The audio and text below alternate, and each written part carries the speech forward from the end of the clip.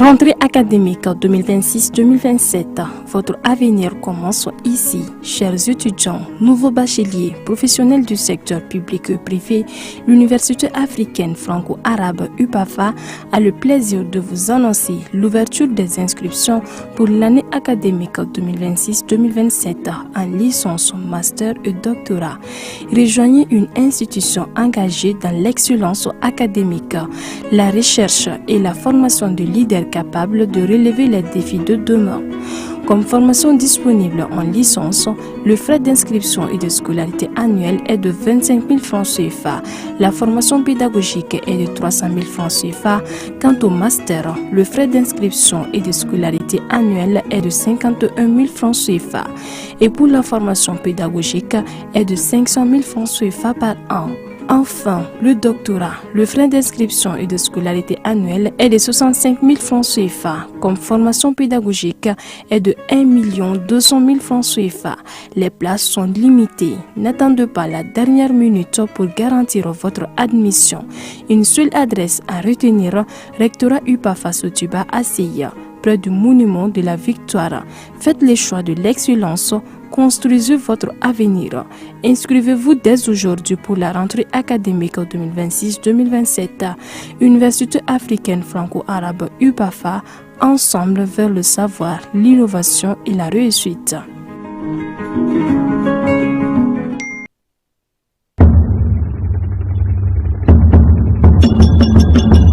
Boulmafin sen flaw ka taa se a sen sababu ma ni o bɛ tali kɛ moto ani katakataniw n'a ɲɔgɔnna wɛrɛw la olu bolili k'a sɔrɔ bugunatigɛ sɛbɛn foyi tɛ o la ni a bɛ wele ko plaque d'immatriculation kɔlɔlɔba de bɛ o la jamanadenw kan ani forobakana kan o de la minisiri min bɛ an ka jamana siraba taa ka segin ko ani minɛnkow bɛɛ lajɛlen kunna madame Damele Maduna Susɔgɔ a ko k'a bɛ wele bila moto senfilatigiw sensabatigiw ani katakatanitigiw ma aw minnu bɛ n'i k'a dɔn k'a fɔ aw ka bolimafɛn ninnu ma bugunatigɛ ni a bɛ wele ko numéro d'immatriculation o ma sigi a kan aw ka fɛɛrɛ kɛ ni nga aw ka sɛbɛnkow bila sen ka joona yaasa ka se k'aw ka bolimafɛnw ka olu bugunatigɛ kɛ o baara ninnu bɛna daminɛ ntɛnɛndon juin kalo tile 15 san 2026 yaasa o baaraw ka sira sɔrɔ minisiriso a ka cakɛda ɲɛmɔgɔyasoba min bɛ ni o ɲɛsinen bɛ siraba taa ka segin kow ma ni a bɛ wele ko direction générale des transports ale ni a bolofara minnu bɛ marabolow ni sigidaw bɛɛ lajɛlen kɔnɔ u kɛmɛ ni ka fɛɛrɛw bɛɛ sigi sen kan mun kosɔn ka se ka ninnu baara ninnu daminɛ k'u kɛ ka se u dan na sabula bolimafɛn sen fila ani sen saba ka taa se katakataniw n'a ɲɔgɔnna wɛrɛ ma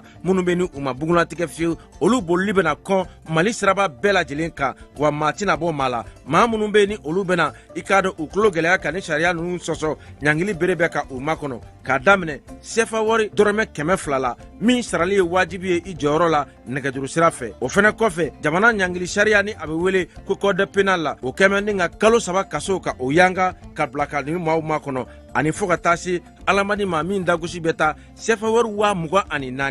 ni alamani ninnu bɛɛ lajɛlen saralen kɔfɛ i ka bolimafɛn a bɛ minɛ i la ni k'a lasago jamana fɛ fo ka taa fɔ i y'a sɛbɛn bɛɛ lajɛlen dafa waati min na a bɛ sɔrɔ ka segin i taya la minisiri min bɛ jamana siraba taa ka segin ko olu bɛɛ lajɛlen ɲɛnabɔli kunna a ko k'a dan bɛ aw ka faamuyaliko ɲuman a n'aw ka faso kanu na.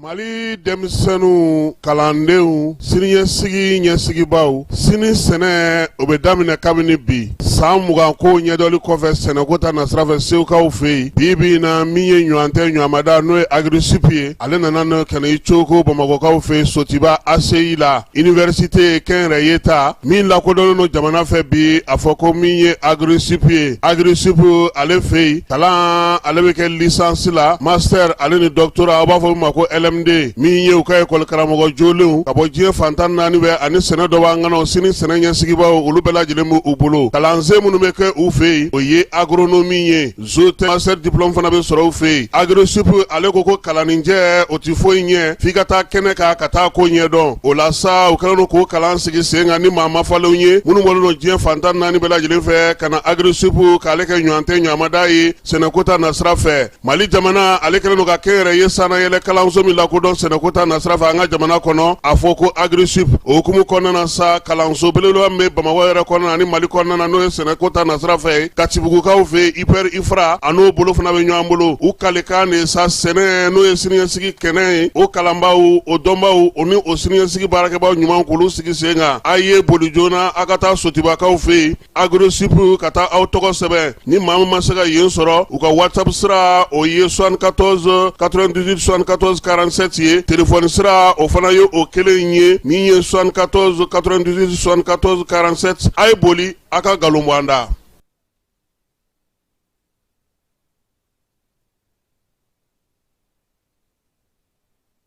fɛn sen filaw ka taa se a sen sababu ma ni o bɛ tali kɛ moto ani katakataniw n'a ɲɔgɔnna wɛrɛw la olu bolili k'a sɔrɔ bugunatigɛ sɛbɛn foyi tɛ o la ni a bɛ wele ko plaque d'immatriculation kɔlɔlɔba de bɛ o la jamanadenw kan ani forobakana kan o de la minisiri min bɛ an ka jamana siraba taa ka segin ko ani minɛnkow bɛɛ lajɛlen kɛmɛ ni ka kalo 3 kaso ka o yanga ka bila ka ni maaw ma kɔnɔ ani fɔ ka taa se alamani ma min dagosi bɛ taa sɛfɛ wari 24 na ni alamani ninnu bɛɛ lajɛlen saralen kɔfɛ i ka bolomafɛn a bɛ minɛ i la ni k'a lasago jamana fɛ fɔ ka taa fɔ i y'a sɛbɛn bɛɛ lajɛlen dafa waati min na a bɛ sɔrɔ ka segin i taya la minisiri min bɛ jamana siraba taa ka segin ko olu bɛɛ lajɛlen ɲɛnabɔli kunna a ko k'a dan bɛ aw ka faamuyaliko ɲuman a n'aw ka faso kanu na.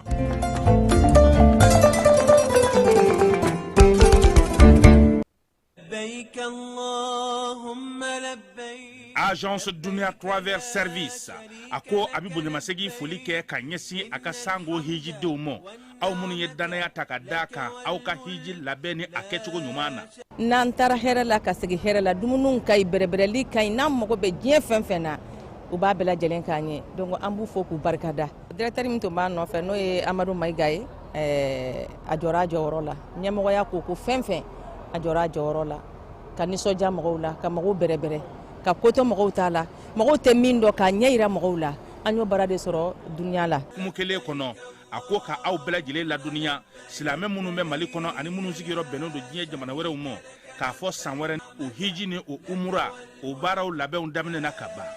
o tumana aw minnu b'a fɛ ka hiji kɛ damu lakana ni basigi kɔnɔ agence Dunuya a kɛmɛ ko fɛɛrɛ bɛɛ lajɛlen tigɛ ka hiji kɛcogo ɲuman kalanw bɛɛ lajɛlen labɛn ka bila aw ɲɛ min ye k'a dɔn siyɔrɔ ni damu ye ka surunya aw ka bato kɛ yɔrɔw la dumuni laki ka sanuma o bɛ tobi ka bila aw ka bolo ka saga n'a ka waati bɛɛ lajɛlen la dɔgɔtɔrɔ jolenw olu bɛ aw nɔfɛ hiji kɛ yɔrɔ ani bato kɛ yɔrɔ wɛrɛw bɛɛ lajɛlen la yɔrɔ bɛɛ ani waati bɛɛ baw bolo kuma dɔ o ka wusa ne de sen ka di ye agence Dunia Travel Service jɛɲɔgɔn kelen min bɛ aw ka hiji ni aw ka humura kɛ k'a ɲɛ ale de do o fana ni aw bɛɛ kunnafoni wɛrɛ ɲini a ye weleli kɛ 66 71 37 24 70 64 99 71 ni aw bɛɛ u ka yɔrɔ ɲini u filɛ ni hippodrome yɛrɛ la immeuble station Soma Yafula Kulukɔrɔ sira da la o fana min y'i k'a dɔn agence Dunia Travel Service ye k'u bɛ dugawu kɛ hiji ni umura kɛcogo ɲuman a n'a musakaw ala k'a nɔgɔya silamɛ bɛɛ lajɛlen ye.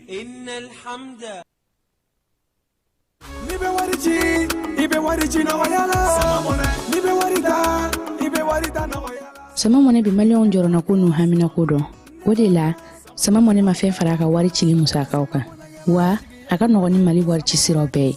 a ma da aw ma dɛ sama mɔnɛ bi dɔ fara aw de kunna wari kan ni wari bonisi ye awɔ ni wari bonisi ye kɔni aw ka sanni kɛ ni sama mɔnɛ application ye aw bɛ wari sɔrɔ aw ka compte bonisi la ka daminɛ crédit la abonnement télé fo ka taa se courant ni ji sarali ma aw bɛ bonisi sɔrɔ nin bɛɛ la n'a ka bonisi buguna dɔrɔn aw bɛ se k'a yɛlɛma aw ka sama mɔnɛ compte la ka sanni wɛrɛ kɛ n'a ye walima ka taa wari jɛ bɔ an ka lasigiden dɔ fɛ yen aw ye mɔnɛ bɔ aw yɛrɛ la a k'a si filɛ sisan ni sama mɔnɛ application téléchargeli ye Play Store walima App Store kan ka sɔrɔ k'aw tɔgɔ sɛbɛn ni sama mɔnɛ ye aw de kunna wari bɛ augmenter. Sama mɔnɛ i yɛrɛ ta awɔ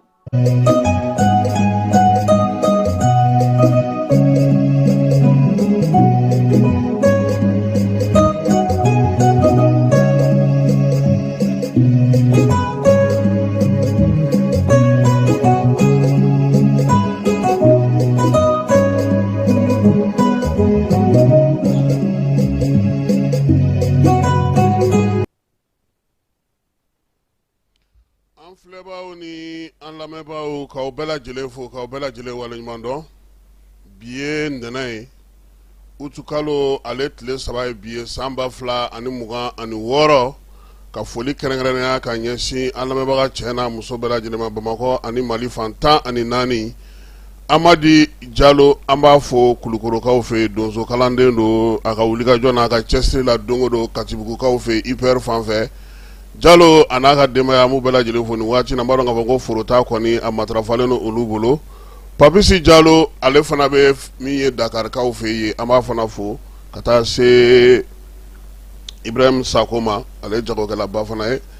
ale fana bɛ wolofaw fɛ nin waati na Sori Kɛmɛso Bayiba Mairie district kɔnɔna na Amadou Gassama domaine kɔnɔ Monsieur le ministre Tchorno Oumar As Jalo le génie k'an b'a fana fo min ye Siriman Bacili ye an tɛ ɲinɛ ale kɔ Jalafarakaw ka maire Seydou Sako k'a fana fo k'a waleɲuman dɔn Samaya Mala a n'a ka baarakɛlaw bɛɛ lajɛlen k'olu fana fo k'u waleɲuman dɔn min ye Siriman Bacili ye k'ale fana fo monsieur le maire k'an ka foli bɛ se a ma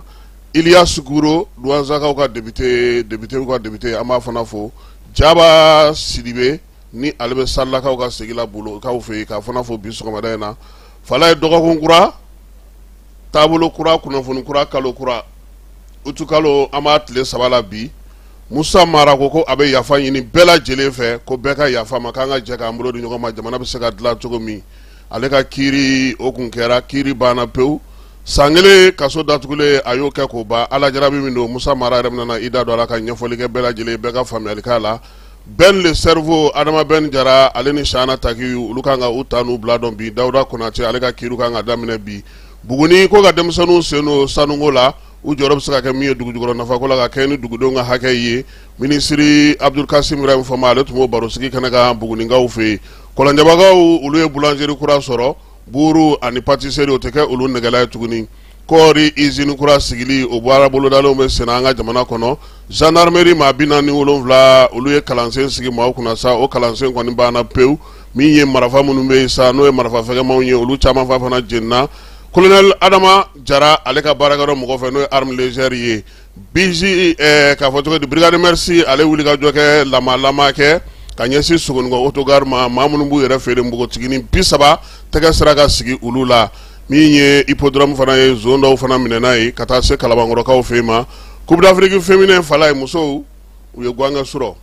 7-2 ka taa min ye Mali ale kanu na ka ɲɛsin Cap Vert ma an na o jaabi fana di kɔkan kibaruyaw olu na kɛ k'a ko tɔ bɛɛ lajɛlen dafa ni ye an donkan ye Ana Jarabiya Falaye Keta biya ani ne yɛrɛ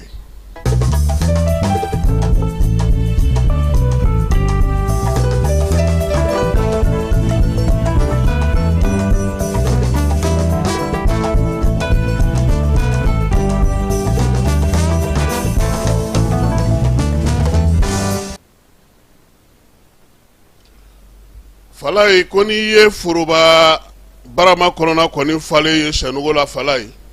o bɔra denmisɛnw dɔrɔn nin yɔrɔ la pewu min ye Mali jamana ye fɛn minnu bɛ yen ni o bɛ démocratie sinsin a dɔ ye kalata ye Falaye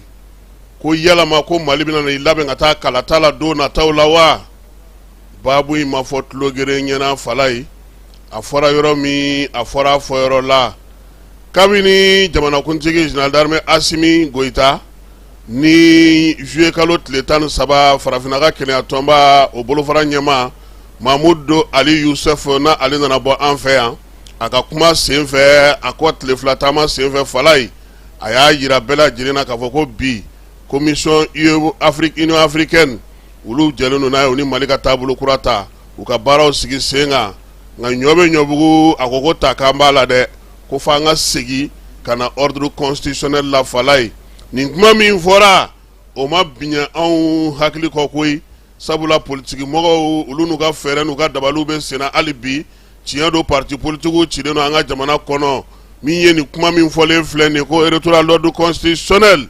fala ye olu bɛ ka baara kɛ ni o ye hali n'o y'a sɔrɔ tɔnw cilen don waleya in fɔlen kɔfɛ fɛn dama minnu kɛra an ka jamana kɔnɔ o bɛ k'a to bi maaw k'u yɛrɛ ɲininka koyi sabula jamana ɲɛmaaw kabini Yusuf kɔni ka kuma in fɔra a yera sa k'a fɔ ko Mali ye yɛlɛmaba minnu boloda o yɛlɛmaba ninnu yɛrɛ daminɛna kabini avril kalo san 2025 san o la sa jɛrɛ de sigira sa Mali ani yɔrɔ fantan naani bɛɛ lajɛlen na sa ko ka politiki taabolo falen fala ye jamanakuntigi mɔnɔbɔ dira ale ma k'ale ka san 5 kɛ mai kalo tile 12 san 2025 min ye CNT maaw ye olu ye yamaruya di ko min ye parti politique ye fala ye olu ka tɔn bɛ sigi ni sɛbɛn min ye n'o o ye charte ye ko ka o ci ka bɔ yen pewu san 2025 san na charte min sigira ko ka o bɔ yen mai kalo tile 13 san 2025 jamanakuntigi ale ye yamaruya di koyi ko parti politique ko kuma k'a kana fɔ an ka jamana kɔnɔ yan tuguni ko partiw bɛɛ lajɛlen cira u lakodɔnnen ni sɛbɛn min ye n'o o ye charte ye k'o fana bugubugura ka taa bila kɛrɛfɛ fala ye o la sa kabini Yusufu bɔra yan maaw bɛ ka lakɔlɔsili kɛ maaw bɛ ka jateminɛ kɛ ko yalama Mali bɛ k'i labɛn ka taa kalata la wa fala ye a sababu ye mun ye sabula yan minnu kɛra kabini san 2024 ni Union Africaine maaw ye u da don o la fala ye ka tila k'a kurakura an ka jamana ɲɛmaaw ye o de ye ko retour à l'ordre constitutionnel o kɔrɔ tɛ dɔwɛrɛ ko fala ye k'an ka taa kalata la o fɔlen kɔfɛ min ye Union Africaine mɔgɔw bɔlen fala ye juillet kalo tile 23 san 2026 Mali ye nka mun gosi ko fala ye Mamani Nasire ale min ye premier ministre nagakɔrɔ ministre min bɛ kalata sinsinni baaraw kɛ a ko fɛɛrɛ fɛn fɛn sigira sen an ka jamana kɔnɔ n'o bɛ tali kɛ maraboloko la o bɛ tali kɛ kalatako la o bɛ tali kɛ dugu sigiriko la o bɛ tali kɛ dugutigiko la fala ye ko k'o bɛɛ lajɛlen dangɛnɛmaya k'a ɲɛfɔ maaw ye u k'a faamuya k'a daminɛ juillet kalo tile 23 la sa Bamakɔ kɔnɔna yan marabolo bɛɛ lajɛlen kɔnɔna ni sɛbɛn ninnu ɲɛfɔra min ye juillet kalo tile 24 ministre olu ka conseil ministre sɛbɛn fala ye ɲɛfɔli fana kɛra waleya in na ka se k'a sinsin ni waati na maa minnu sɔmi ka jan olu y'a jateminɛ k'a fɔ sa ko fɛɛrɛw sigilen no sen kan ɲɔgɔnyew bɛ ka kɛ bi fala ye yaasa min ye sariya sunba kura in yɛrɛ ye n'o sigira sen kan a larawaleli baaraw bɛ se ka sigi sen kan cogo di sabula o de y'a to bi an ka marabolo olu nana yɛrɛ sɔrɔ sa n'o ye cercle ye o kɛra 159 ye min ye an ka région ye n'o ye marabolobaw ye olu kɛra 19 ye wa fala ye min ye lajɛ ninnu senfɛ ni kuma ninnu bɛɛ lajɛlen ɲɛfɔra marabolo ni tɔntigiw ni dugutigiw ni kabilatigiw ɲɛna parti politique tulo ye min mɛn anu ɲɛ ye min ye n'o jaru ye fala ye o ye EJ sen donnen baara in na ye EJ sen donna baara in na marabolo bɛɛ lajɛlen kɔnɔ na fala ye o yɛrɛ fana senfɛ a yera k'a fɔ ko fichier ko kuma fɔra kalata dun tɛ taa fiyewu ni maaw tɔgɔ ma sɛbɛn EJ bɛ ka fɛɛrɛ min tigɛ fichier ko la o kuma fana fɔra o ko in senfɛ o fana ka tɛmɛ ka bɔ yen tuguni parti politique maaw tulo bɛ mun wɛrɛ la fala ye o ye liste électorale ko kuma ye a sɛbɛnkura ka bɔ o fana na tuguni olu yɛrɛ tɔgɔla sɛbɛnkura min bɛ yen n'o ye charte ye k'o fana baaraw bɛ sen na ninnu dadalen ɲɔgɔn kan sa maa minnu bɛ yen n'olu ye politique dungɛw ye n'a y'a sɔrɔ olu ka tɔnw cilen no fala ye an wulila k'an jɔ han an bɛ ka jateminɛ kɛ nin bɛɛ tɛ se ka kɛ fu la ko dɔ bɛ ka labɛn hali n'a tɛna k'a nɔgɔnin fɛ parti politique maaw u sɔmi ka jan wa u y'a yira fana k'a fɔ bi n'a ma ɲɛ ko nin bɛ kɛ an ka sɔn an ka jiri k'an koliji la ko ye fala ye parti politique ko k'a ka kan bi jamana ɲɛmaaw jamana marabaw dugudenw kabilatigiw an ka sɔn an ka sigi an k'a fɔ sa ko an ka yafa ɲɔgɔn ma fɛn dɔw la fala ye an k'an pan ko kunna an ka maaya kɛ mun bɛ sariya ka bolo kan o ka to sariya ka bolo kan nka mun bɛ an yɛrɛ ni ɲɔgɔn cɛ caman y'i sinsin kununko Musa Mara ka kuma ka fala ye k'a yira k'a fɔ k'o ka ɲi sabula u y'a yira bi k'a fɔ ko kow yɛrɛ taabolo yɛrɛ tɔ bɛɛ lajɛlen sinsinnen no min ye o ye wolomasiri tabaw ka cɛ ka jɔ ye tɛ wuli ka jɔ ye cɛsiri ni baara min bɛ ka kɛ olu fɛ bi marabolow kɔnɔna na sigidaw kɔnɔna na marabolo tɛ bi armée tɛ se ka taa ka baara kɛ yɔrɔ min na fala ye k'o bɛ kalata sinsinni ni kalata labɛnni baaraw nɔgɔya ko wa ko marabolo fana tɛ bi min ye ko bɛ se ka kɛ ko armée ɲin'a ma ko bɛ maa ja sigi parti politique maa caman bɛ yen bi fala ye n'o y'a sɔrɔ u da tɛ ka kuma fɔ u bɛ ka miirina min ye o ye jamana ɲɛmaaw ka sɔn u ka gɛrɛ yaasa sɛbɛn fɛn fɛn bɛ yen k'o b'u tɔgɔla fala ye u nin ka don a la a kumaw ka fɔ u ka sigi ka baaraw kɛ min bɛ bɛn u ka sɛ ka bɛn ka o kɛ min tɛ bɛn u ka bɛn k'o bɔ a la jamana taasira jamana wuli ka jɔ jamana ye baara minnu kɛ Asimi ninnu ye fɛn minnu yira u la nin waati laban in na k'a bɛ soma samabɔ han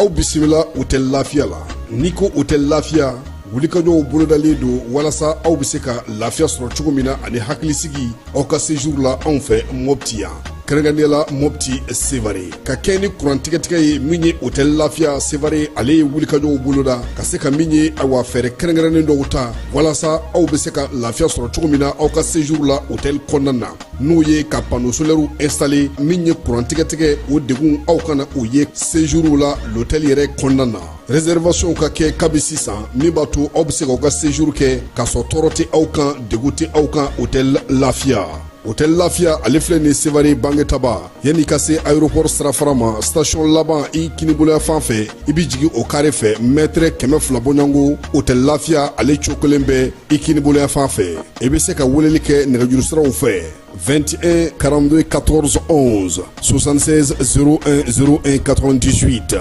66 78 72 04 Hôtel Lafiya référence do.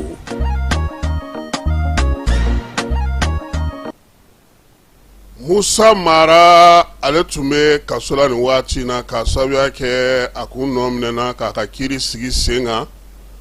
san 2 o de fɔra san 1 ko ka o juru don a la san 1 a ko kaso datugulen kɛ fala ye o san 1 banna utukalo tile fɔlɔ Musa Mara a kɔni sigira sa k'a ka denbaya sɔrɔ a yɛrɛ kun nɔ minɛna k'a ka kiiri kɛ ka bɛn ni utukalo san 2025 ye o kuri o bɛɛ lajɛlen bannen sa kun yira la ka se k'a fɔ ko san 1 kaso juru donnen don a la san 1 k'a ka to kɛ kaso datugulen na a y'o kɛ ka ban teriw limanaw somaw min ye musow ni denbayaw bɛɛ lajɛlen na a yɛrɛ woloba ye sa fala ye bɛɛ ye Mara kunbɛn ni nisɔndiya ye ani kinkɔnɔmɔgɔ bɛɛ lajɛlen nisɔndiyalen y'a kunbɛn Mara sigilen ka na a ka so fala ye a taara jinin bɔ a yɛrɛ ka k'i hakili jagabɔ ka na a ye min sɔrɔ ka fɔ kunnafonidilaw ye an ka jɛ an ka o lamɛn. Balimaw n bɛ aw fo nka n bɛ Ala fo Ala ye n don lajarabili kɔnɔ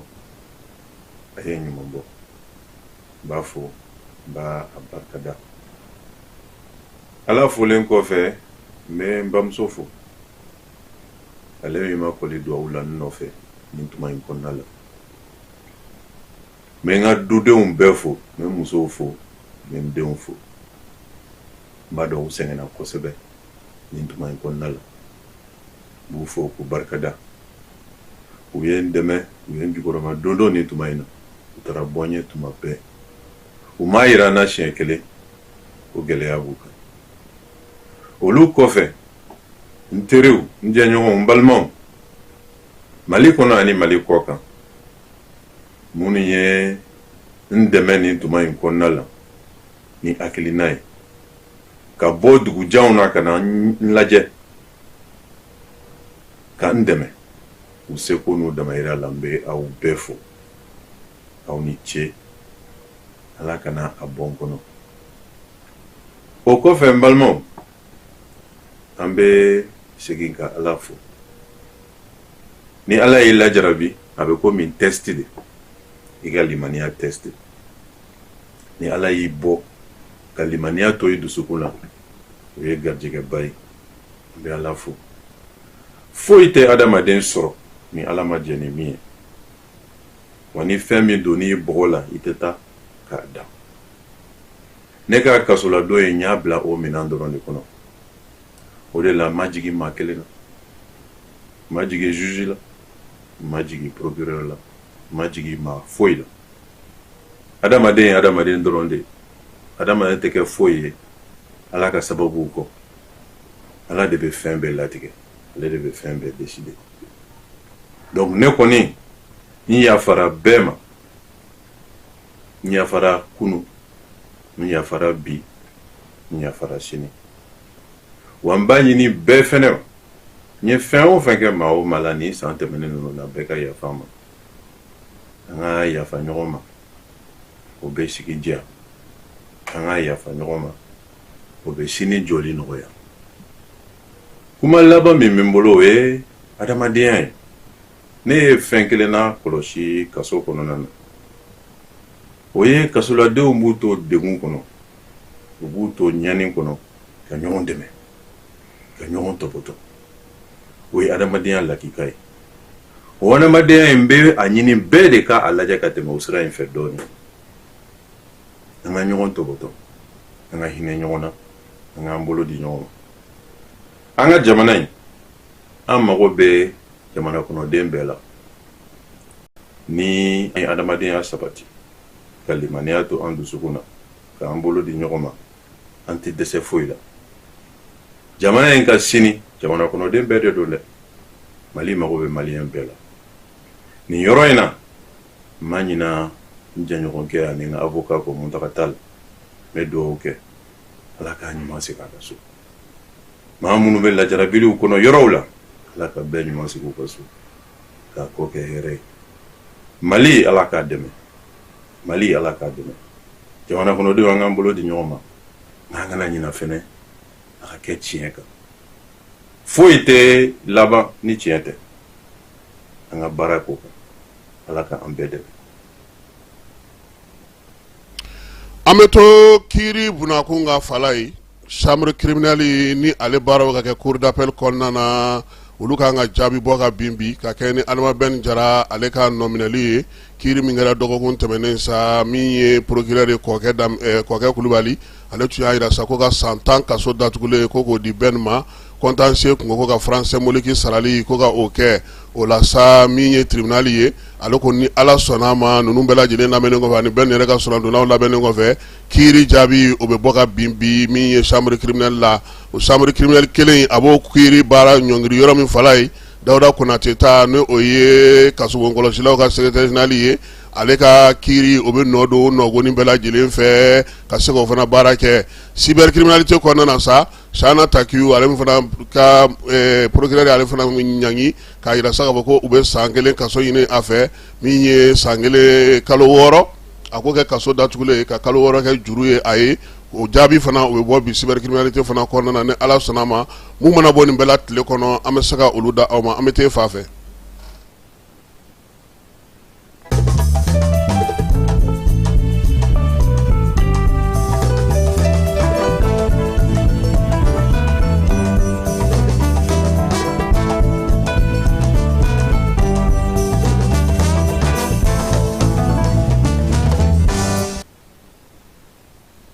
Élysée Jandaw ni ale ye wolomasiri tabaw ka dagatigi ye ko wolomasiri tabaw ka wuli ka jɔ n'u dɛmɛbagaw n'o o ye irisilakaw ye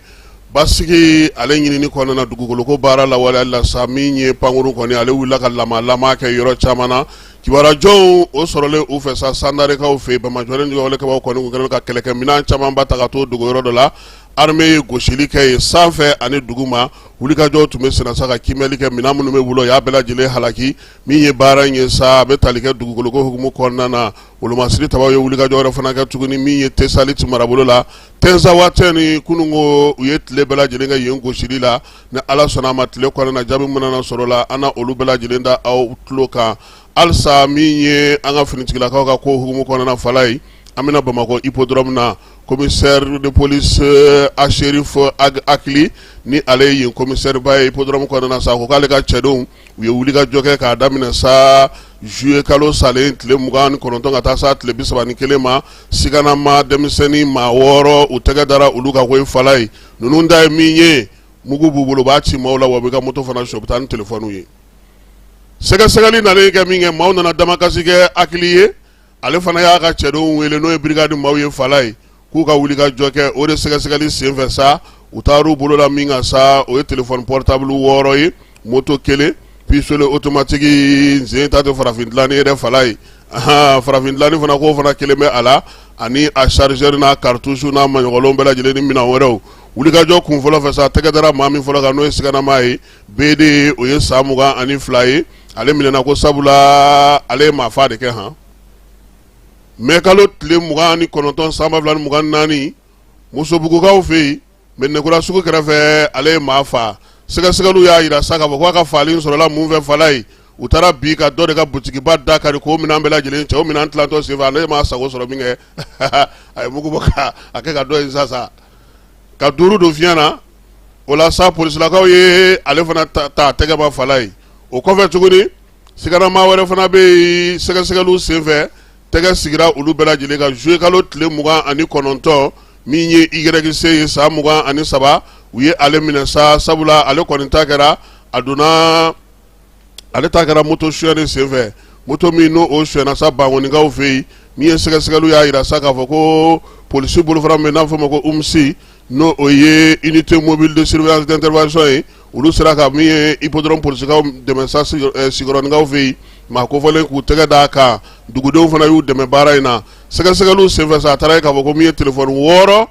o de bɛ kamalen ka so n'o ye YC telefɔniw nana kumali daminɛ min kɛ wulikajɔ nana kurakuraya ka bɛn ni juillet kalo tile 31 fala ye sabula maa dɔ fana nana ka na damakasi kɛ brigade la tuguni NT u ye tɛgɛ d'ale ka san 20 ale fana minɛna ni walimoto suyɛnen ye a ka ɲɛfɔliw senfɛ sa ko a fɔra ko k'a kelen tɛ dɛ maa 3 a y'olu ko fɔ KD ye san 31 BT ye san 26 AOC san 18 sɛgɛsɛgɛli taara kɛ ninnu bɛɛ lajɛlen ka so fala ye farafin marafa ni tubabu marafa a n'a karatosi n'a mara ɲɔgɔnw bɛɛ lajɛlen taara sɔrɔ yen polisiw ka nin wulikajɔ ni nin cɛsiri min kɛra sa ko k'u fo a la kɛrɛnkɛrɛnnenya la hippodrome polisiso maaw ani UMSI maaw min ye basigi ni lafiya bɛ se ka na cogo min na jamana kɔnɔna na polisi directeur ko y'ale ka laɲini ye n'o ye contrôleur général de police Yusu Kone ministre Dawudu o ka dɛmɛ hukumu kɔnɔna na min ye hakilina ka maaw ye fala ye ko k'u fo hippodrome kɔnɔna na maa maa sa ne e mago ani u jɔɲɔgɔn n'o ye UMSI maaw ye maa maa sa ko ne kɔni b'a fɛ ka polisilakaw sɔrɔ ka se ka kibaruya dɔw dilan ka 101 101 Compol Berthe sɛbɛn fasila ka bɔ ale yɔrɔ polisi direction ba a la gendarmerie maaw ka bɔko 28 na o baaraw sigira sen kan maa minnu tun b'o ko kɔnɔna sa o ye maa 47 ye maa 47 in sa olu kɔni ka jɔnjɔnw n'u ka maɲɔgɔnlɔn bɛɛ lajɛlen tun ma falajɛkaw fɛ yen escadron balakone na an yɛrɛ kɛrɛfɛ yan fala ye baara ɲɛmaaya tun bɛ maa min bolo sa o ye gendarmerie directeur général ba ye ni o ye général de brigade Musa Tumani Kone ale min ye kalo 8 kɛ anw fɛ yen Masina mara la ye fala ye ka fiɲɛ tigɛ Bamajuwali ni ka wale kabaw la an b'a fɔ o baara la wulikajɔ ani cɛsiri kɛko ɲuman na yaasa dugudenw bɛ se ka lafiya cogo min na a kɛrɛfɛ sa chef d'état-major min bɛ garde nationale kunna n'o ye général de division n'ale tun bɛ général de division Jean Élisée Nɔna o fana tun bɛ kɛnɛ kan ye yaasa ka se ka baara in ka se ka kɛ a ɲɛna foli ni tannu bɛɛ lajɛlen kɔlen kɔfɛ sa maa 47 in a fɔra sa k'u ka bɔ ka n'u jɔ k'u bugunatigɛ fɔ a yira sa ko maliden maa 26 y'a la fala ye burkinakaw ye maa 4 ye Niger ye maa 6 ye Laginɛ Conakry ka maa 2 b'a la Togo ka maa 2 b'a la ninnu minnu tilalen filɛ kalan na nin ye fala ye garde nationale maaw b'a la polisi b'a la ka taa se sapeur pompier maaw ma u ye kalo 9 de kɛ kalan na ka dɔ fara dɔnniya ka sɛgɛsɛgɛli ni wulikajɔ ni cɛsiriw bɛɛ lajɛlen bɛ se ka kɛ cogo min na wolomasiri taba ka gun kan bɛn ni kelenya cɛfɔ kan bɛ dugujukɔrɔmugu k'o la kɔlɔsili baaraw kɛ k'o fɛsɛfɛsɛ ka se k'o bɔ maaw senkɔrɔ u y'o baaraw fana kɛ kalanso in yɛrɛ ɲɛmaa n'o ye gendarmerie kalanso ɲɛmaa ye Ibrahim Traoré a y'a yira sa k'a fɔ ko ninnu kɔni fala ye basigi ani ɲɛmajɔ yira ninnu ka baara la kosɛbɛ o la sa ale yɛrɛ a ɲini u fɛ u ka dɔ fara cɛsiri ka yaasa hakilinaba min n'u y'olu sɔrɔ baara bɛ se ka kɛ n'o ye cogo min na colonel Traoré a ye foli ni tanni ka ɲɛsin ɲɛmaaw ma olu minnu y'a to kalanso in yɛrɛ bɛ ka se ka nin baara in kɛ san o san min ye Musa Tumani Kone ye a ye foli ni tanni ta ka ɲɛsin wolomasiri tabaw ka dagatigi minisiri kɔrɔma fala ye sango ko Sadio Kamara ale de tun bɛ nin kurumukari kɛnɛ kan ɲina a ma ye sabula Jabaru Masa ka wele sera a ma tasibila kɛra a ye min ye wolomasiri tabaw bɛɛ lajɛlen jɛra sa ka tasibila kɛrɛnkɛrɛnnen kɛ Sadio ye nin kɛnɛ in kan a taara ka fɛn minnu to n'olu sigilen no sen kan olu ka se ka sinsin nin kalanden 47 la fala ye min ye bɛɛ da a ka kuru ye 17 buruburu 23 nka yen fana bokuru o ta kɛra 12 ko kɔrɔ ko kalan in kun jijalen don kosɛbɛ anw ka gale tun bɛ 12 sɔrɔ n'olu ka laban y'o sɔrɔ olu ka bokuru ka fisa n'anw ka gale bɛɛ n'i ka se tɛ wa jɛkulu in maa min ye bɛɛ da o ye Abubakari Abdramani ye ale gendarmerie maa ye k'a fo k'a waleɲuman dɔn kalansen in k'a bɛ to senna san wɛrɛ maa kuraw na don sa ka se ka nin kalan in kɛ Mali ani farafinna bɛɛ lajɛlen jɛ don jɛkulu kɛrɛnkɛrɛnnen min sigilen don an ka jamana kɔnɔ n'o bɛ maramafɛnmisɛnninw olu kɛlɛli kɛ an ka jamana kɔnɔ n'a bɛ f'o ma sa ko secrétariat permanent de lutte contre la prolifération des armes légères ale ɲɛmaa ye maa min ye sa o ye colonel Adama Jara ye fala i tɔgɔ hakili to nin dɔgɔ in na dɛ Adama Jara colonel Adama Jara hakili to a la n ka petipetinin dɔ don le 20 août don Adama ka wulikajɔ barika bonyana dɛ Adama an bɛna kuma kɛ don dɔ la n'Ala sɔnna a ma ale de bilalen no bi arme légère kunna mɛ nekurakaw fɛ yen u ka bolofara min bɛ san ni minɛnw bɛ taa ɲɔɲɔ ye marafaw n'a ɲɔgɔnnaw u y'o kun fɔlɔ de kɛ a ko san o san min ye colonel Adama Jara ye ko san o san u bɛ nin baara in kɛ baara in bɛ kɛ minisiri ale yɛrɛ ɲɛna nka a ye maa bila ka taa nɔ na n'o ye Mamadu Sogona ye, colonel Mamadu Sogona. maa ye wolomasiri taba fana tun bɛ dugudenw ani baara bɛ kɛ fɛn minnu ɲɛna sa. Adama ka kuma kɔnɔna na sa a ko ko marifa 300 k'u bɛna o de ɲɔɲɔ sisan a n'a mugukisɛw. Marifa minnu bɛ yen n'u minɛna n'u yera maaw bolo ni maa minnu bɛ yen n'olu n'a mankan fala ye bingaliw ni ko minnu fana kɛra sa ko ni minɛna olu de ko hukumu kɔnɔna na a y'a yira sa marifa fana suyɛnenw marifa minnu bɛ yen ni olu bɛ minɛ wulikajɔw ni cɛsiriw fana kɔnɔna na fala ye n'a fɛn fɛn bɛ yen ko a kɔni tigi jɔn fosi ma ye a la olu b'olu de minɛ sa 300 u y'o de kɔni jeni ɲina ka kɛ n'u ka baara kɛcogo ye. A ko fana ko nin baara in bɛ to senna san o san yaasa dugudenw bɛ se ka lafiya cogo min a y'a ɲini bɛɛ fɛ bɛɛ bɛ se k'u dɛmɛ u ka baara la cogo min na bɛɛ ni kelenya cɛ fɔ ni kan mɛn yaasa marifa minnu bɛ munumunu salo la ani ɲɔgɔn cɛ olu bɛ se ka dɔgɔya cogo min na basigi ani lafiya hukumu kɔnɔna na baara in kun cɛla ni jata ye jata min n'o kɛra bɛɛ lajɛlen ka yamaruya kɔnɔna na. I b'a dɔn k'a fɔ ko conseil des ministres tɛmɛnen na fala ye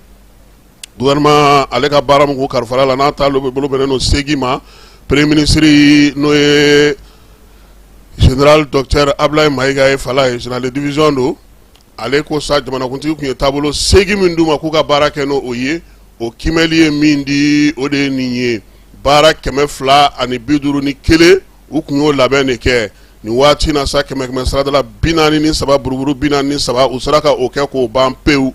min ye baara 109 ye fala ye olu bɛ ka baara bi alisa olu ma ban o bɛ bɛn 100 saradala 33 fu buruburu 7 ma min ye baara minnu bɛ yen ni olu kɔni o ma se ka kɛ fɔlɔ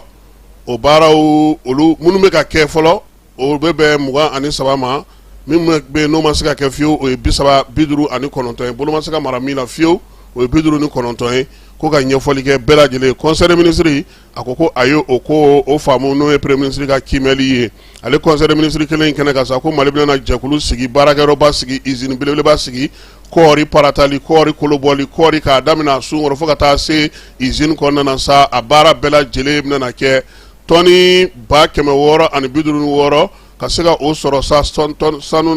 kɔɔri la n'an b'o sɔrɔ sa o sa fala ye an jɔyɔrɔ ka ɲi nka 100 sarala sa i b'a ye k'a fɔ ko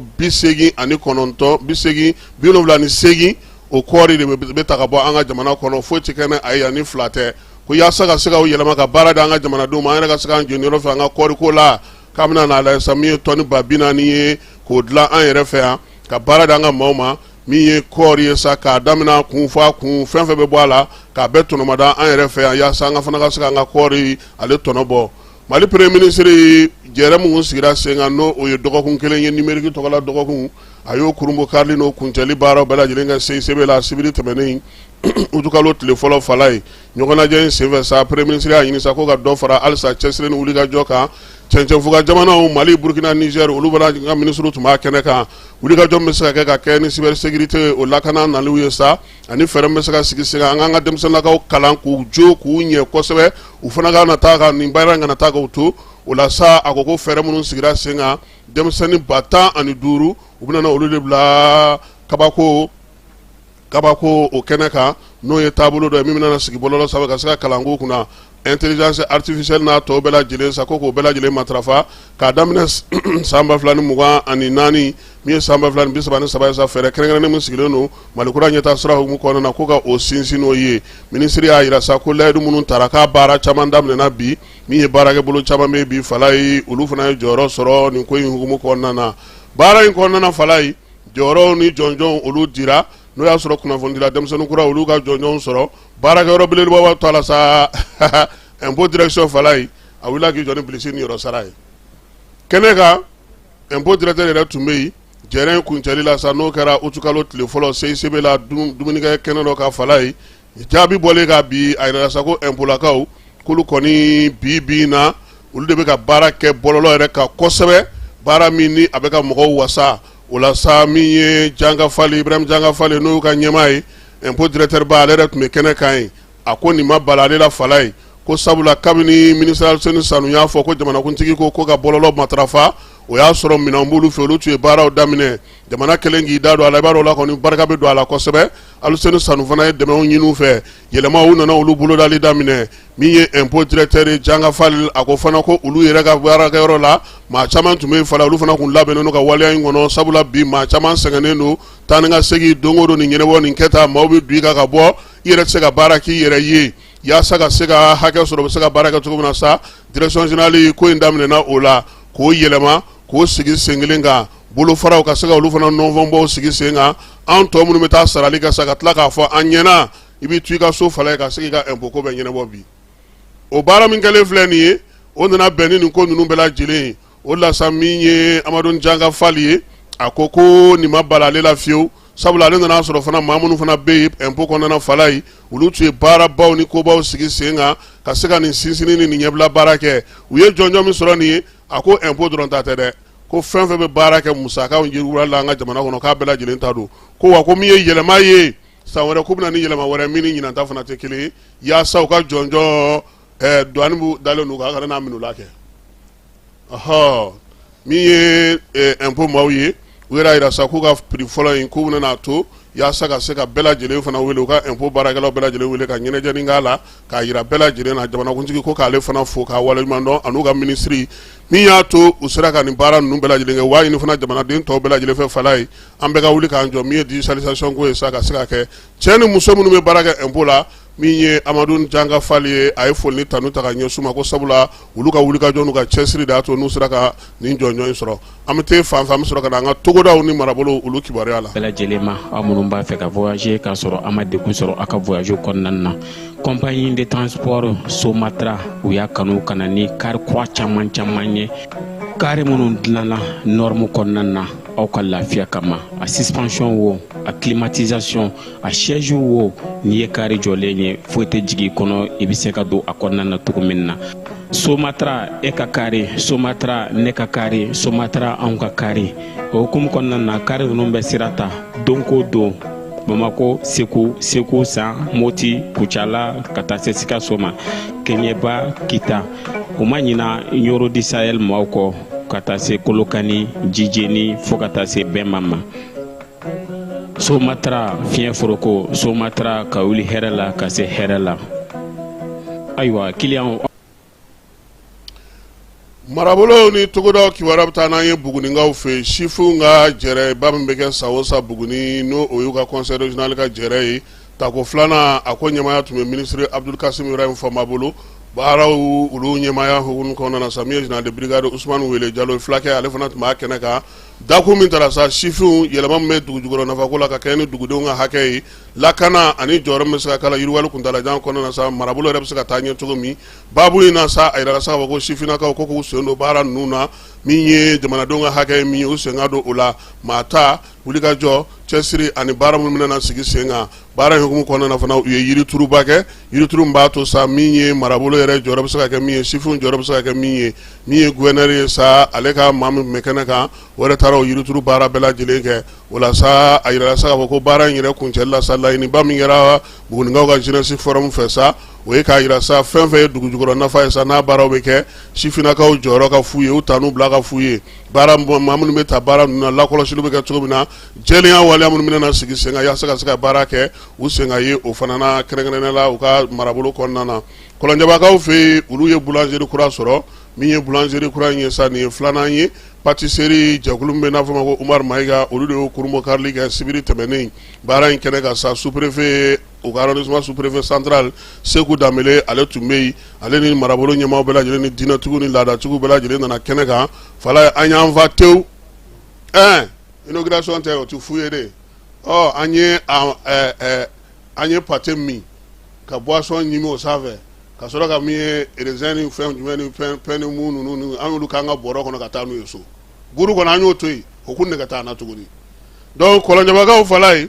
pâtisserie kura in u y'a yira ko a bɛna magoɲɛba de kɛ u ye kuma tɛ min ye dugutaa sira fana don fala ye maa caman bɛ jɔ ye ka zole da ye a n'olu ka dumuniko nɔgɔya dugudenw yɛrɛ buruko nɛgɛ nin y'o dalen ye pewu Umar Mayiga sa a ye dugudenw wele fala ye u k'a dɛmɛ nin baara in na kosɛbɛ yaasa jamana ɲɛmaaw ye hakɛ minnu fɔ a bɛ se ka olu dafa cogo min na min ye jɛrɛ in ye a kɛnɛ kan fana min ye marabolo ɲɛmaw ye olu fana y'a ɲini a fɛ sa saniya a kana ɲinɛ o kɔ sigida fana ka hakɛ minnu b'a kan k'olu bɛɛ lajɛlen bɔ a sira fɛ yaasa baara in bɛ se ka ɲɛ cogo min na sangaw fɛ yen musow olu tɔgɔladon ɲɛnɛmaya baara in bɛ tali kɛ farafinna musow tɔgɔladon na n'o tun ye juillet kalo tile 31 ye Seydou Bagayogo ni ale gouverneur ka KF ye ale tun b'a ko kɛnɛ ka musolakaw olu cɛla ji ɲuman bɛ se ka sɔrɔ cogo di san musow ba ka kɛ ni malikura ɲɛtaa sira ye baara ye tali kɛ o la musow kɔni y'a yira sa k'a fɔ ko jiko gɛlɛya kɔni a tɛ se ka fɔ ka tɛmɛ nin kan bi olu yɛrɛ bɛ min ɲini bɛɛ dama ka kɛ ji sɔrɔli la san n'a marabolo n'a cɛkundugu bɛɛ lajɛlen kɔnɔna na o kɛra olu ka laɲini ye min ye Bayangarakaw fɛ plaki kunfɔlɔw olu bɔra ka b'a fala ye juillet kalo tile 29 min ye Bayangarakaw ye olu ye ka plaki kuraw sɔrɔ baara in sa a bɛ tali kɛ i n'a fɔ min bɛ sen kan an ka jamana fan 14 bɛɛ lajɛlen n'a sigira sen kan juin kalo tile 15 ka se ka lakana sabati moto olu ka se ka ye cogo min na sa o moto plaki kɔni kunfɔlɔ de bɔra min ye papier mun tun b'u bolo sa o kun ye 48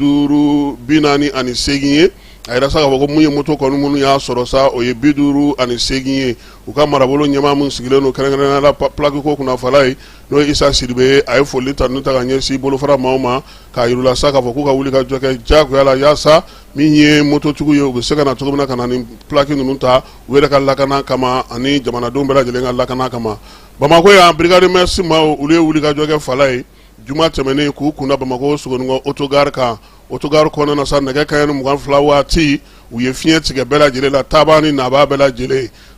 kɔmɔ dannen tuma min na fala ye denmisɛnnin minnu bɛ yen n'o ye npogotigininw ye sa k'a daminɛ san 15 ka taa se san 25 ma maa 30 u y'olu de minɛ dɔw tun bɛ guwaw kɔrɔ dɔw tun bɛ ɲɛgɛnw na mobili minnu jɔlen don ni maa tɛ maga olu la olu fana kɔnɔna na u ye caman minɛ min ye waleya in ye sa min ye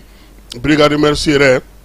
commandant min b'a ko kunna n'o taara n'u ninnu ye kɛnɛ kan ye o ye Fanta Goyita ye ale n'a ka maaw olu de ni wulikajɔ bɛɛ lajɛlen kɛ u y'a yira sa k'a fɔ sa ko min ye fɛɛrɛ kɛrɛnkɛrɛnnenw u bɛna olu sigi Mali fan 14 bɛɛ lajɛlen kan u b'a ɲini sa bɔlɔlɔ sira fana kan kalansenw ka sigi ka ɲɛfɔli kɛ maaw ye yaasa nin waleya cɛjugu minnu filɛ nin ye u bɛ se ka kɔn cogo min na o bɛ olu fana ka baara nɔgɔya u bolo Kalaban commissariat n'o o ye ale ni commissariat min sigilen don Amdalaikaw fɛ fala ye olu bolo ɲɔgɔn ma ka baara kɛ sa maa bɛ maa 3 olu kɔni kun taara yaw n'u ye denmisɛnnin 2 ye sa olu tun ko kuma tun b'o la min ye nin baara in ye u y'a yira sa k'a fɔ ko min ye funankɛnin 2 in ye u bɛɛ lajɛlen kun sɔnna nin y'a san 5 ye nka u yera Lafiyabugukaw olu fɛ yen sabula maa minnu y'u ta sa ko olu kɔni kun taara n'u ye yen min ye maa ninnu ye sa yira k'a fɔ ko maa min yɛrɛ kɔni kun ye a ko bɛɛ lajɛlen kun ye o si bɛ san 18 na ko dɔnnen don k'a delila ka nin ko ɲɔgɔnna kɛ ka tɛmɛ min ye bamuso fana ye ale fana ko ale fana bɛ ko dugumana fana na fala ye waleya in a sɛbɛn bɛɛ lajɛlen kɔni taara sa k'a di kiiri sigilamaw ma min ye Samba Jara ye ko ka ale fo kosɛbɛ wulikajɔ ni cɛsiri la sɛgɛsɛgɛliw ka se ka olu sigi sen kan Kɛnparanakaw n'o ye Kawari Kɛnparana ye fala ye Asimi Tɔgɔla Kubu tako 2nan olu wulila k'u jɔ ni jɔnjɔn ye penalty ta na 5 ani 4 min ye san civil olu de bati dulata in kɔni sa a banna 1 ni 1 na final ba in n'o o ye Dadu ka coupe ye a baara bɛɛ lajɛlen kɛra Août kalo tile fɔlɔ salontan min tɔgɔ da no Marcel Dakola ko yɛrɛ ɲɛmaa n'o ye gouverneur san gouverneur ye sa ale tun ye maa bila ka taa kɛnɛ kan n'o ye Seydou Bagayogo ye Mamadu Traoré Dadu ale yɛrɛ tun bɛ kɛnɛ kan ye min ye coupe in kɛnɛ kan sa yira k'a fɔ ko maa minnu kɔni bɛ yen n'olu ye se sɔrɔ olu ta kɛra 1,000,000 100,000 o dira minnu dasira ma fala ye min ye baara in ye sa bɛɛ lajɛlen kɛra bɛn ni kelenya kɔnɔna sabula sangaw u bɛ ka denmisɛnninw ɲini sa yaasa u ka tɔn min kan ka na biennale sportif la n'o bɛ daminɛ Août kalo in na u bɛ se cogo min na ka se ka o sɔrɔ an b'an ka kibaruyaw kun dugu kɔkan kibaruyaw kɔnɔ kibaruyaw kun cɛ ni min ye maliden minnu bɛ kɔ kan olu ka tɔn ɲɛmaaba n'o ye Haut Conseil islamique ye ko a b'a da bɛɛ lajɛlen tulo ka sa fala ye ko waleya min kɛra Marokokaw fɛ yen k'an ka jamanaden t'a la han Août kalo tile fɔlɔ min ye Haut Conseil ye Haut Conseil malien ye ko sɛgɛsɛgɛliw bɛɛ lajɛlen kɔfɛ sa k'u b'a yira bɛɛ lajɛlen na sa k'a fɔ ko waleya min kɛra ko malien kelen tɛ a ko in na han est-ce que farafin yɛrɛ tun bɛ nin na yɛrɛ ne n'a kɛra a kɔni maa jɛman de ka ca maa jɛman de ka ca an bɛ taa fan fɛ an bɛ sɔrɔ ka na kɔkan kibaruyaw la.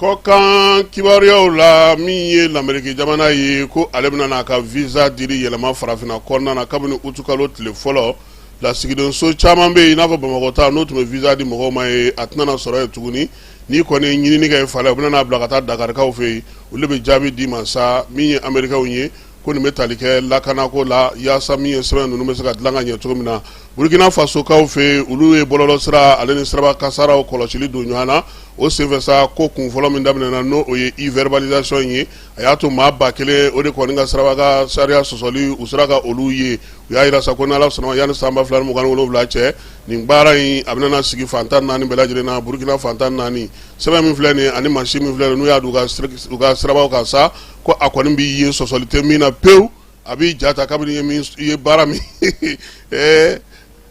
a ma se yan ne n'a sera sa ma a kana yan n'a nana sa an bɛ fɛɛrɛ sɔrɔ a la yan yan kɔni yan ye dandugu de ye fala ye Burkinakaw ko k'u ye min lakɔlɔsi kosɛbɛ k'o ye minnu bɛ vitesse ta filanan maa minnu ka sira foyi tɛ siraba ka sariya yɛrɛ la fiyewu k'o de ka ca a maa 1000 minnu n'olu ye sɔsɔli kɛ olu ka kow la Senegalikaw fɛ yen kiiriboman bɛ Kedugukaw fɛ sa olu ye muso 3 kɔni ɲangi muso 3 minnu sa ko san 5 ka so 100 ko o sara sabula ko min ye muso jama ka jɛ ko u minɛna o waleya cɛjugu de la waleya in kɔni kɔnnen do bi Senegal kɔnɔna na wa min ye u ka sunandomaw ye ani muso jɛkulu dɔw ko olu bɛ kɔ kan olu kɛlen ka wuli ka jɔ kɛ sa ko u ma jɛ ni jaabi in ye Côte d'Ivoirekaw fɛ kiiri tigilamaw y'a yira juillet kalo tile 30 sa k'a yira k'a fɔ ko min ye Queenette Adem ye ko k'ale datugu a ɲɛmaaw kɔni bilara kaso la sa san 5 sabula a yira k'a fɔ ko min ye ŋanamu ale ni namara kuntalajan baaraw de bolo dalen bolo miliyari 3 k'o de jɛkun donna Côte d'Ivoire gouvernement ko nin ko in senfɛ sa tribunal kɔni y'a yira sa k'a fɔ ko nin waleya ye waleya min yɛrɛ ɲɛdɔnnen tɛ fiyewu wari bilacogo wari kɛcogo k'a ko kun mɛnna kiiri in yɛrɛ daminɛna kabini juillet kalo san 2018 ko nin y'a kun cɛlen sa min ye bɛɛ lajɛlen y'i ta ani bila dɔ Ghana gouvernement ale y'a yira sa ko bɛna yɛlɛma don u ka sariya sunba la sariya sunba yɛlɛmali bɛna tali kɛ mun na sa jamanakuntigi ale ka sanga bɛ sanga min kɛ fanga la o bɛna bɔ san 4 na ka taa san 5 la waleya in kɔni fɔra juillet kalo tile 30 ko yaasa ka se ka yɛlɛma don maa minnu fana kan ka kɛ kalatalaw ye ani kalata maa minnu si hakɛ min kan k'a to maa ka se ka kɛ jamanakuntigi ye k'u bɛna n'o bɛɛ lajɛlen sigi sen kan sariya sunba bɛ Ganakaw bolo a sigira sen kan san 1992 ale kɔni bɛna to sa yɛlɛma bɛna don o la ka se ka min ye nin fɛɛrɛ ɲininen ninnu k'olu bɛɛ lajɛlen sigi sen kan Algérikaw fɛ yen camion dɔ taara i da k'i dafiri maa 27 o de fatura ko senfɛ 42 olu sɛbɛkɔrɔ joginna wala in kɛra juma tigɛnen min y'u ka jamana sapeur pompier olu ye kibaruyaw di Grèce jamana na hélico 2 n'olu tun bɛ ka ɲini ka tasuma fa olu taara ɲɔgɔn minɛ sanfɛ maa minnu b'a kɔnɔna na sa olu kɔni sapeur pompier y'a jira sa k'u bɛ k'olu tigiw ɲini hali bi min ye hélico 2 in kɔni u ye ɲɔgɔn dasi k'a ko a juguyara kosɛbɛ sabula a waati y'a sɔrɔ tasuma kaminenba dɔ dugu ma olu yɛrɛ ma ɲɔgɔn ye sisi fɛ o de y'a to u taara ɲɔgɔn minɛ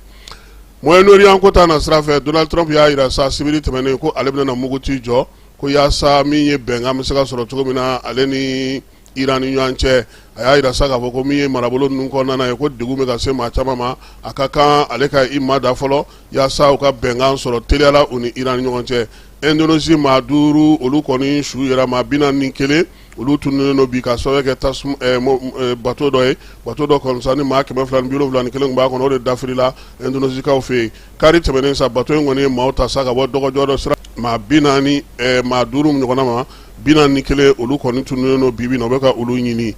Brésilikaw fɛ yen u ka jamanakuntigi ko ale ka kɛnɛ a b'a nin na kaki kɔnɔna n'o ye Brésil ye a ka tɔn n'o y'a ka bɛrɛbɛrɛli tɔn ye sa o kun ka lajɛw bɛ senna Sao Paulokaw fɛ yen a ye laseli kɛ yen Corée du Sud kaw y'a yira sa k'a fɔ ko kununko kari funteni ye yɛlɛli min k'olu fɛ yen a ɲɔgɔnna famana ka kɛ kosɛbɛ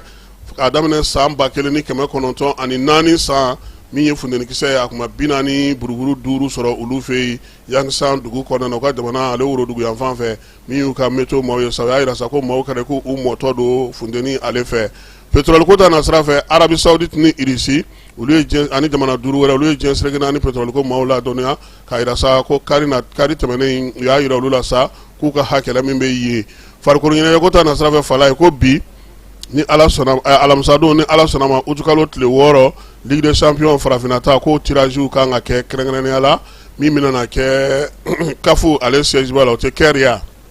Egypte kaw fe samba flan mugan woro samba flan mugan wolonfla o kupu kafu fana ubuna no fana tirage fana ke nyeblaw do sabula dobe olu te premier ta mo saka mi farko yene ko ta mi angan dula tila muso ye sa u ye se soro Cap Vert ka unu utukalo tle fla saba ani fla mi mali bi saba bela jile ndona mamun fe sa o ye umukone